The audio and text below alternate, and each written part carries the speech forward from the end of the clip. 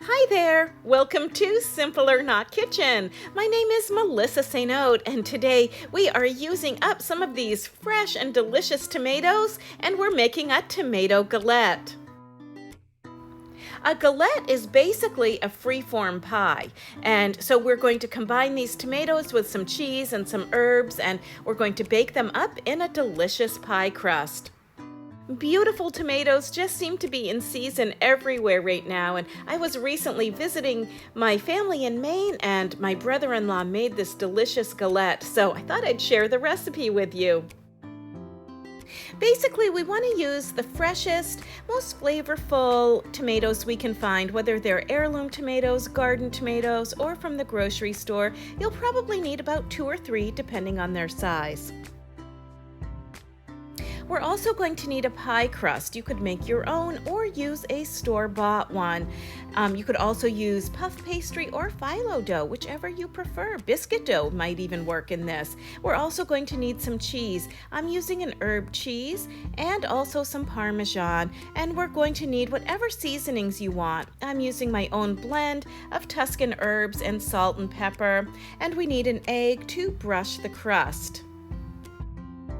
And everything's going to come together to create this beautiful rustic pie. We're going to start by rolling our dough. The beauty of this recipe is it doesn't have to be perfect. It's supposed to be rustic. When our dough is about the size that we want it, we're going to go ahead and place it on a baking sheet with some parchment paper, and then we're going to take our herb cheese and just go ahead and put it all over the pie crust. This is going to create a nice creamy center for our galette. I'm using a Boursin herb cheese, but you can use whichever one you'd like. A goat cheese would be really nice with this as well, and I'm going to combine it with just a little bit of shredded Parmesan. Then I have some fresh basil from my garden, and my goodness, does anything go better with tomatoes than basil? I'm going to go ahead and just chop it up, and I'm going to be sprinkling that on top of my tomatoes a little bit later. I have some purple basil and some green basil. I just love basil. And basil and tomatoes together, We're going to set that basil aside and slice our tomatoes. We want good slices, not too thin, not too thick. I just love fresh tomatoes, and when I was making this, I went ahead and sliced a whole bunch of them and decided to do a quiche as well with some tomatoes and caramelized onions. So when our tomatoes are all sliced, we're just going to arrange them in a couple layers on top of our cheese and pie crust. And again, the beauty of this is it doesn't have to be perfect. This is a rustic dish, and imperfection is part of its charm. And you see we have that nice layer of cheese, and we'll have a couple layers of delicious tomatoes right on top of the cheese. And isn't that just beautiful? With our tomatoes all arranged on our pie crust, I'm going to crack an egg, and I'm going to add a little bit of my seasoned salt to the egg, and I'm going to go ahead and beat the egg just a little bit so I can brush it onto the crust. This will help create a nice golden color for our crust.